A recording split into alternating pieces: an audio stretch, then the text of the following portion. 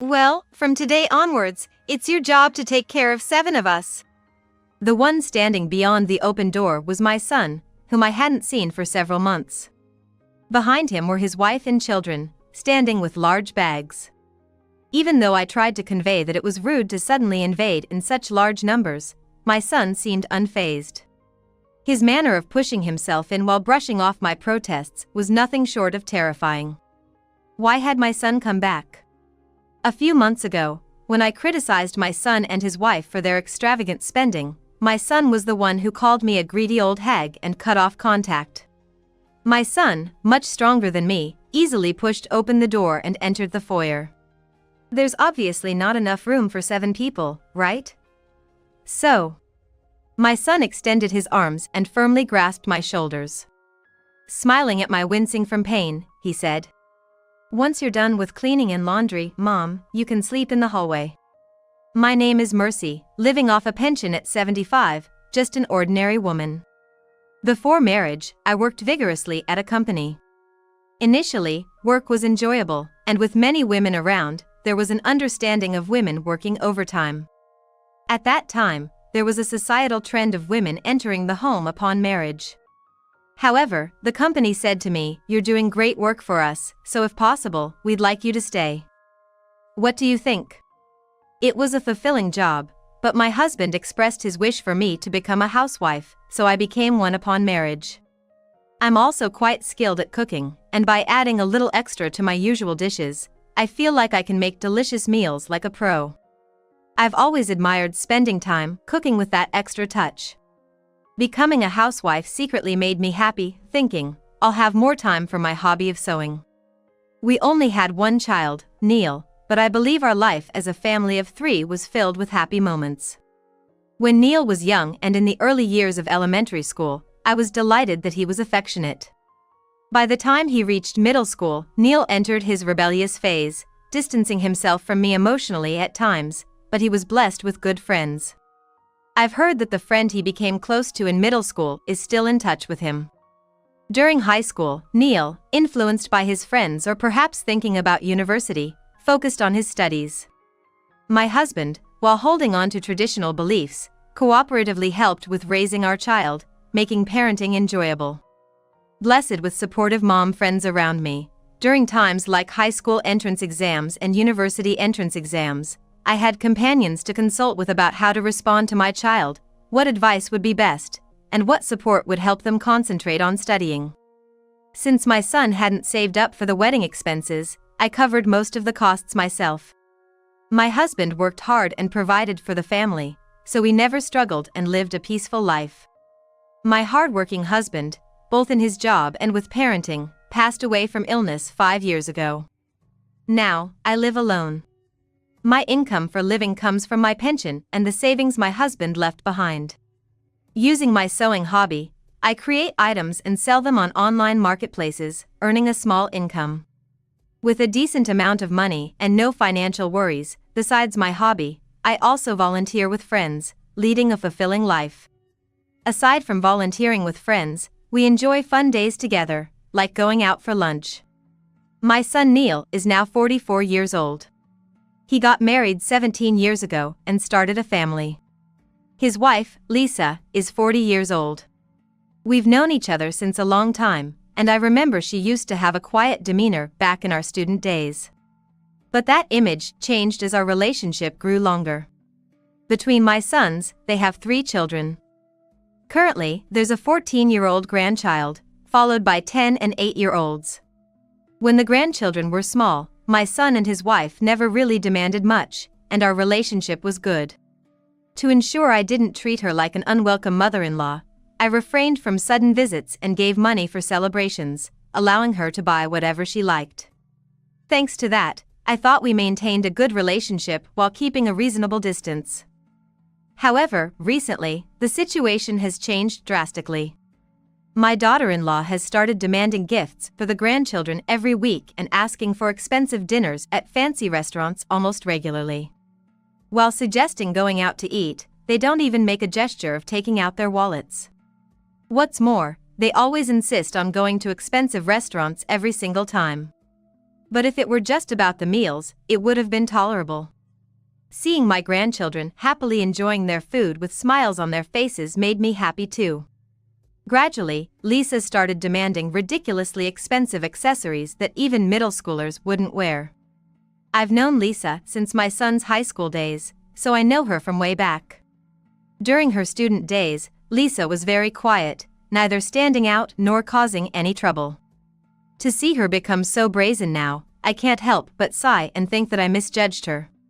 She wasn't originally rude, but the moment she felt she could say anything to us, she became domineering. As our relatives got to know her true nature, we gradually distanced ourselves from her. The only reason we still associate with them is that they all have strong personalities. Lisa, who decided I was easy to manipulate, started demanding rings, necklaces, branded wallets, and bags. I once confronted her, asking, "Why do you need such expensive items? These are things only you will use, right?" She insisted that everything was for the children. Starting from the outfit for elementary school PTA meeting to the necessary clothes for class visits. "These clothes can only go with designer name bags," she'd say. But I don't have the luxury to buy designer name bags just for such reasons. When I ignored her requests and brushed them off, she stopped demanding further. Instead, she started aiming for things that were difficult to refuse. She would intrude while I was preparing dinner and say, "Could you make some dishes for our home too?" If I declined, she'd say, "Well, anything will do," and help herself to the fridge, taking away leftovers or just the packs of meat I had recently bought.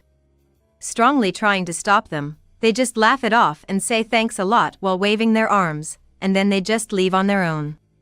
Recent behavior of my daughter-in-law makes me wonder if it's normal for her to do such things. While it's common to hear about daughters-in-law being bullied in mother-in-law and daughter-in-law issues, is it normal for me, as a mother-in-law, to be so exhausted? Suddenly visiting our home and then demanding meals for the whole family, how audacious. But despite that, they never come for summer vacation or Christmas. During Christmas, they ask for expensive gifts for the grandchildren, gorge on holiday dishes, and then leave without even greeting other relatives. No matter how many times I've warned them, they just brush it off, like one summer. "I didn't bring enough spending money for kids this year, so I'm asking for it for all the kids." When I confronted them strongly, Neil just looked at me with a sigh, even clicked his tongue. To the granny living alone, who took the time to visit and spend time with the grandkids, what's with that tone? Well, forget it then, I won't contact this unreasonable granny anymore. Who's being unreasonable here? Fine, I won't contact you guys either. Don't ever come back. Lisa didn't even look at us and quickly left with the children. Since then, there haven't been as many frequent phone calls or sudden visits. After that, I got even busier with my hobby of sewing and volunteering, and days without involvement with my son continued. Blessed with friends around, we still had enjoyable and busy days, like regularly going out for lunch. I've stopped contacting my son, and peaceful and calm times have passed. Continuing with my hobby of sewing and maintaining the same frequency of volunteering and lunch with friends, I had a moderately stimulating life, and those days were happy. During volunteering, people would say, "Thanks a lot, Mercy," acknowledging me, which made me very happy. I was originally blessed with many friends and a sociable personality. So it became a daily occurrence for my cell phone to ring with messages from friends. When an email came with a ping, signaling another invitation, and the content was always gentle, I couldn't help but smile. About 3 years into our estrangement, the landline at home rang after a long time. The caller was my son. I immediately blocked his number on my cell phone, but I didn't know how to do that with the landline. Until then, we hadn't received any contact, so I wondered what could be happening now. Answering the phone, I heard my son's voice saying, "Hello, Mom?" Then I faintly heard my daughter-in-law asking from the other end, "Did you get through to my mother?" Apparently, my son and his wife were calling together. Neil didn't ask how I was or even say it had been a while. "I need money," he said without any remorse, just laughing. As I was about to hang up in disbelief, I heard Neil's sighing voice. "Actually, Mom, I got fired from my job." What? Reacting like that probably wasn't good. Neil must have felt like I was listening because he started rambling quickly. I had a little health issue, and I made some mistakes during that time. I ended up making some pretty big mistakes, and they told me to take responsibility. So, without even a farewell party, I got fired. I see. That must have been tough. Hang in there. Honestly, I couldn't find any words other than so what? I can almost predict what my son will say next after losing his job and asking for money. As I was about to abruptly end the conversation and hang up, Neil's desperate voice stopped me. Neil himself seemed to have never expected to be lent money. If money's a problem, then let's live together again. What? Mom, think about it. You, me, and the adorable grandkids can live happily together. We'll save on rent. Isn't this what they call mutual support? I'll be in touch again, and I'll need you to clean the house. Don't be ridiculous. There's no way I could be happy living with you and the grandkids. You're the one who said you wanted to sever ties with me as your mother, and now you're shamelessly flipping the script because you're in trouble. You should be relying on Lisa. Don't count on me. Unable to stay silent in the face of such selfishness, I raised my voice for the first time in a while. Then, from a distance, I could hear my daughter-in-law's voice. I'm already working full-time. But even with 3 kids, we can't make ends meet, so I want to rely on you, mother-in-law.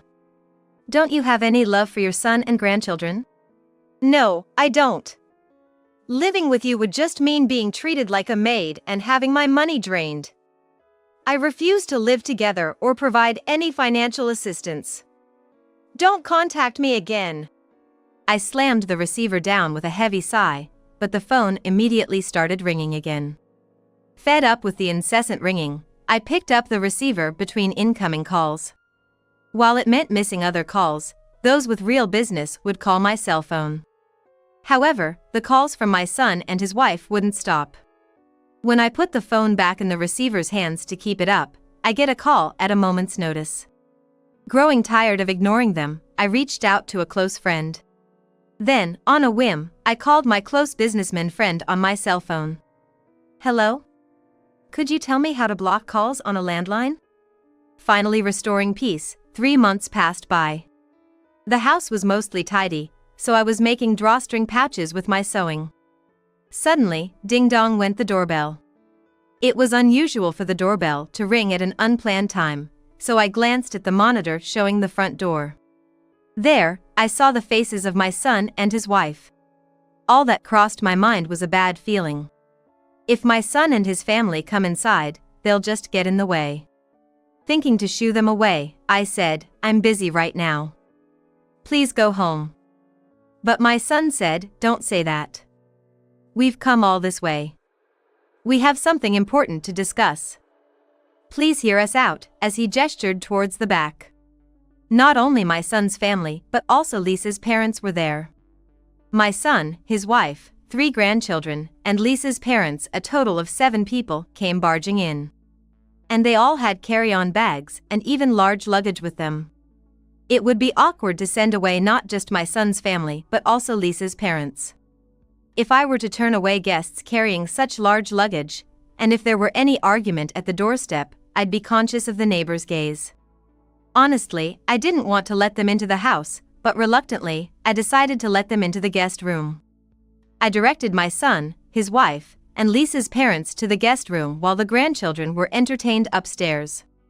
I could hear the grandchildren giggling and saying, "This room is so big." Without consulting me at all, my son blurted out, "Mom, let's live together. Look, we've even brought our stuff," as he gestured at the luggage. Instinctively, I said, living together is out of the question. Take your things and go home. But such a refusal didn't deter my son. He said, "Mom, we're trying to be good children by living together. We want to give you the joy of taking care of your grandchildren in your old age. Isn't that being filial? Me taking care of you?" in a condescending tone. With a sigh of exasperation, I said, "Listen, as you know, I'm 75 years old. It's impossible for me, at my age, to take care of grandchildren. I was disillusioned by how, despite firmly declining over the phone, it seemed as if it never happened. Relying on a son who only thinks of himself is honestly just unnecessary meddling. Mercy, Neil's got a point. Living together would be easier for you too. You'd be happy seeing your grandkids every day, they insisted.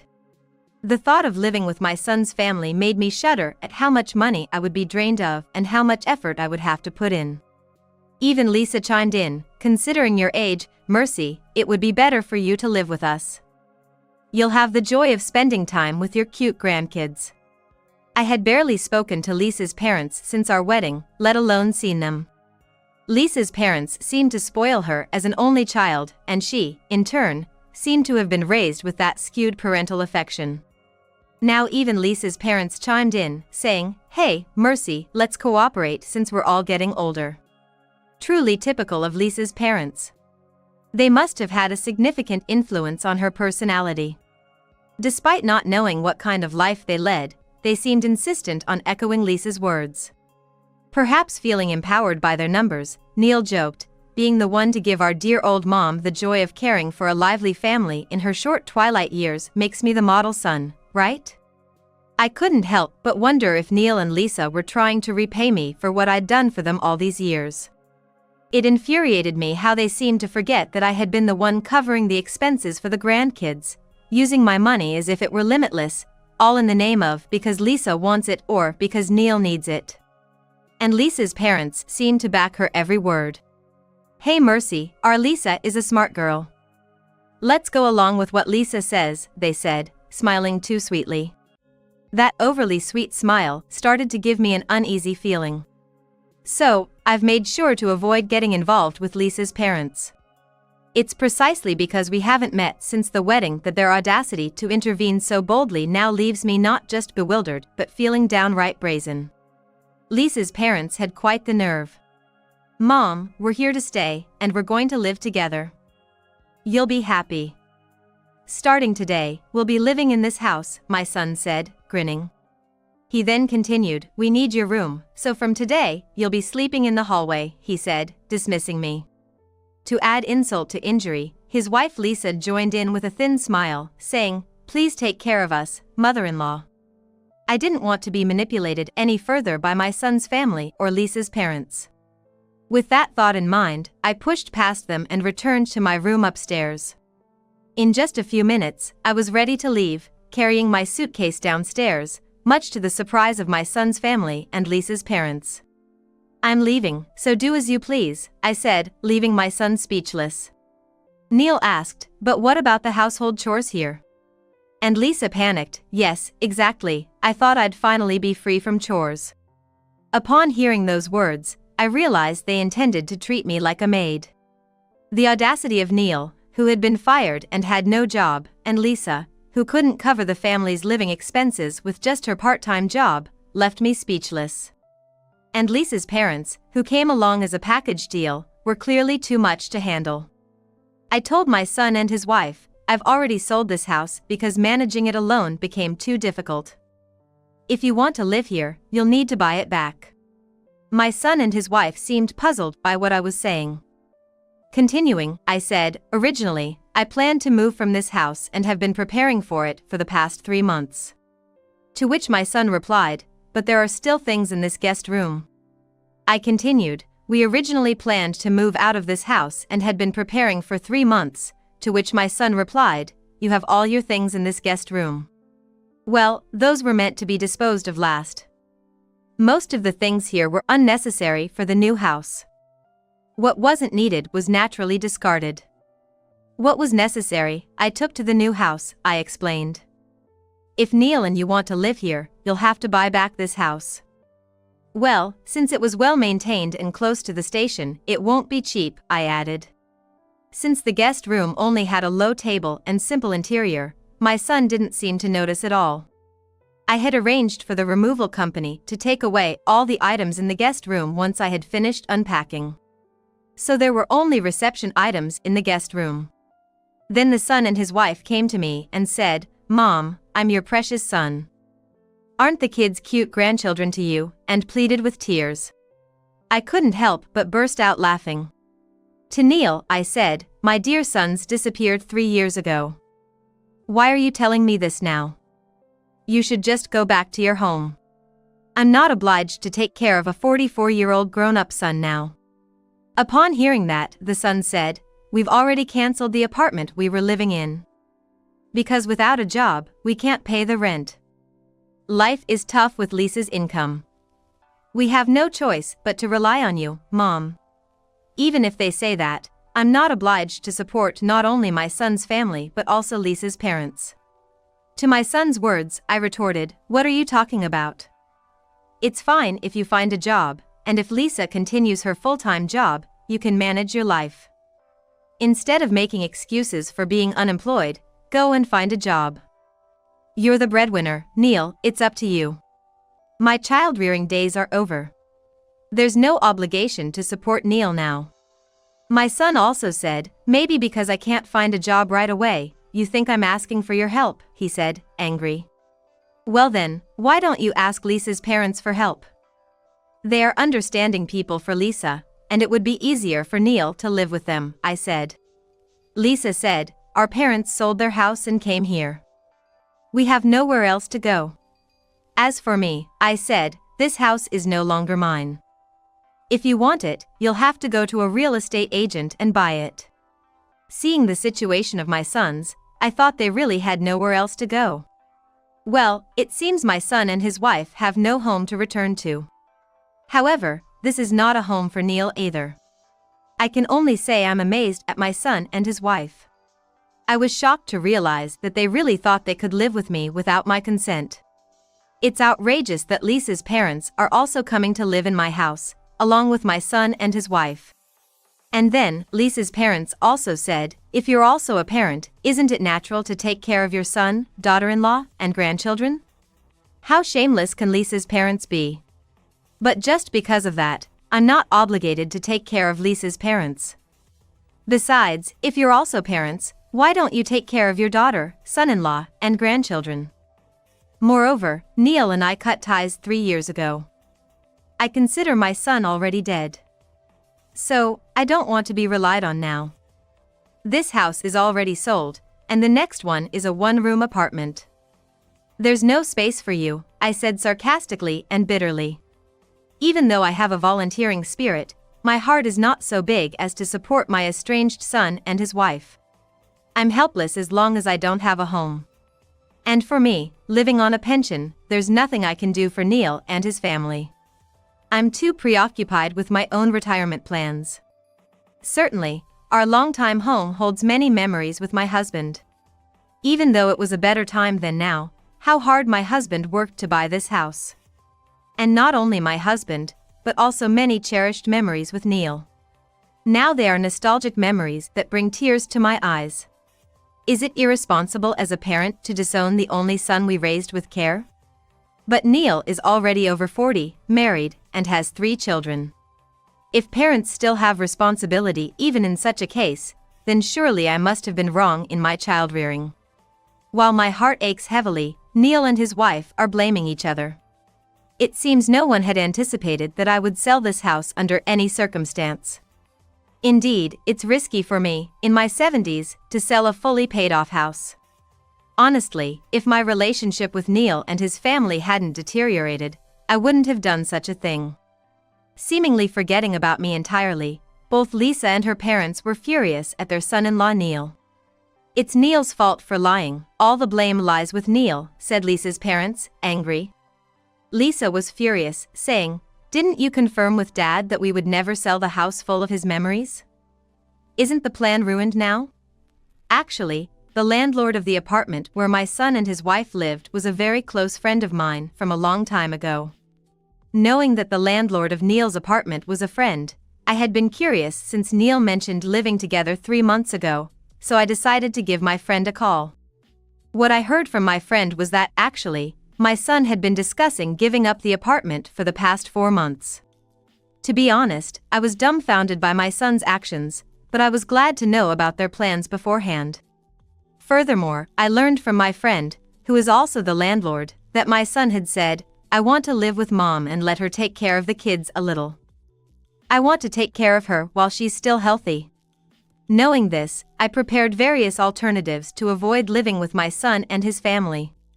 At my current age of 75, I simply don't have the energy to take care of my endlessly energetic children.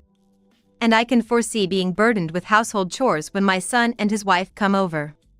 Not only that, but I also felt a sense of crisis that if we lived together, I would not only be responsible for taking care of my son and his family but also be financially exploited as their ATM. For about a week, I thought about what kind of environment would be comfortable for me to live in. I considered whether I could live happily while considering my physical capabilities. This house is too big for me to manage living alone. I'm still struggling to manage it even now. After much consideration, I decided to sell this house and move into residential facility for elderly. Since the senior living facility is not as spacious as a standalone house, I had to move out the necessary items. I needed to dispose of things that wouldn't fit into the senior living facility, but with my wide circle of friends, it was easy.